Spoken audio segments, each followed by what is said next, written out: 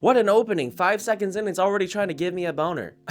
Well, I totally didn't get at least a semi. Not gonna lie, I was originally just gonna pass up on this film, but I decided, you know, let's just give this a shot. Let's just give this a chance. It is Nicole Kidman after all. And you know what? I'm glad I did, because it's a fairly intriguing movie with some interesting sex scenes. Good girl.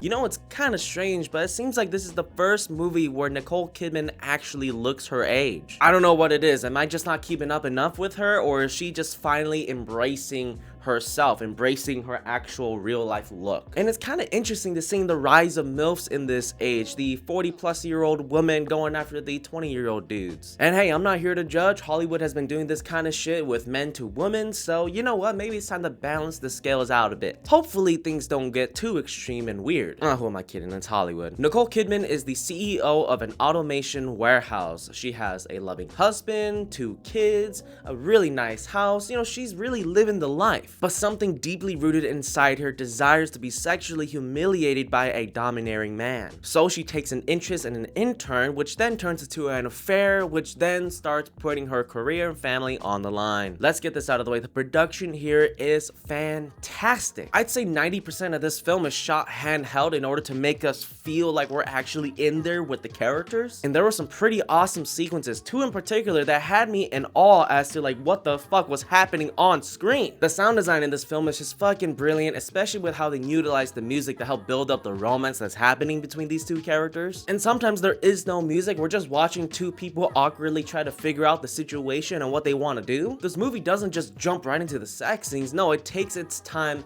building up to that moment and allowing audiences to really embrace what's going on with our characters. And with that being said, the performances in this film are also brilliant. Nicole Kidman, Harris Dickinson, and Antonio Banderas are all delivering great performances. Especially Antonio Banderas, whenever he does have screen time, he is just magnificent. I really wish him and his 2 daughters were more present in this movie in order to make Nicole Kidman's decisions more impactful, eventful. Because the affair Nicole Kidman is having with Harris Dickinson is a scandal waiting to blow up her entire career, and not in a good way. And I think that's where my issues really started coming forth. We're not really given much development with each of the characters. We don't even learn much about Harris Dickinson or Antonio Banderas and their daughters. The movie seems to be having a hard time exploring how having such a kink can affect a person's livelihood, how it can affect the relationships a person has with the people around them, and the lengths a person will go in order to achieve their high, in order to satisfy themselves with this kink. I appreciate the fact that Harris Dickinson's character isn't just some stereotypical asshole that wants to take advantage of this woman with a humiliation kink. There definitely seems to be some depth with his character, and you can tell throughout this movie that he has something going on with himself. I kind of wish we got to explore more of him, because he's sort of an enigma throughout this entire movie,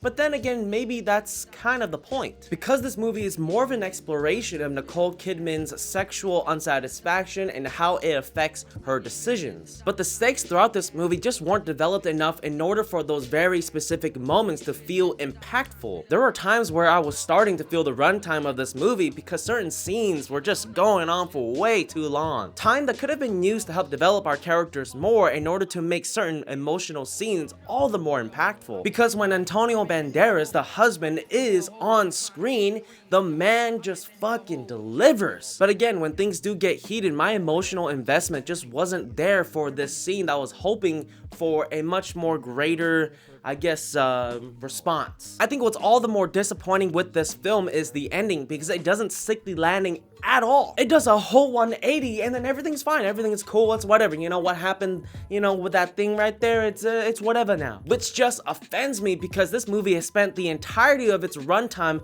expressing, hammering in the idea of how dangerous this kind of scandal is. How it can drastically affect Nicole Kidman's character should people ever find out what's going on between her and her intern. But the movie just lets up, moves on, and everything's fine. Nicole Kidman is still happily married to her husband and still the CEO of her company. Boy, did we get blue-balled. Well, let me know what you think. Did I get anything wrong? Did I get anything right? Am I being a little bit too inconsiderate? For the most part, I did find myself enjoying this movie. I just don't ever see myself watching it again. But hey, maybe this movie speaks to some of you freaks out there, and I'm not judging. Alright, that's enough of me. I'll catch you guys next time. And you confused this obstacle. I turn the heat up, you melt like a popsicle. I tell them anything's possible, especially when I'm toting on the tropical. And I make you say sorry when